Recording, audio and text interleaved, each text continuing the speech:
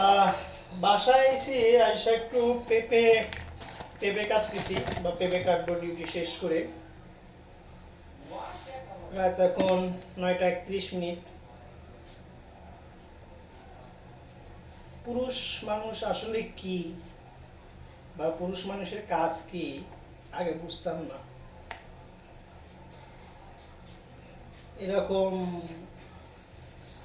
মায়ের হাতের রান্না, বাবার কাছ থেকে ঈদে মার্কেট করে নেওয়া, টাকা নিয়ে চলা, বন্ধু বান্ধবদের সাথে আড্ডা দেওয়া, স্কুল কলেজে যাওয়া, আজকে বুঝতে পারলাম বাবার অদম্য পরিশ্রম কার জন্য, বা সে কার জন্য করে, কাদের জন্য করে, কাদের মুখে হাসি ফোটানোর জন্য সংগ্রাম, লড়াই, রোদ বৃষ্টি ঝড় অপেক্ষা করে ইনকাম করা, অর্থ উপার্জন করা, সংসার চালানো, সবকিছু যে কত কঠিন আগে বুঝতাম না, এখন বুঝতেছি।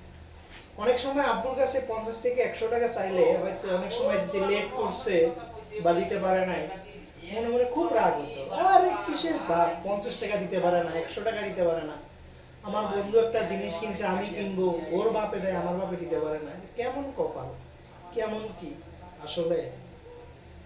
এখন ইনকাম করি, এখন বুঝি। আমার মা সবসময় আমাকে একটা কথা বলতো, একদিন সংসারটা চালিয়ে দেখিস তো কেমন লাগে, একদিন বাজার করিস তো দেখি কেমন লাগে। তো আসলে আমার পক্ষে সম্ভব না।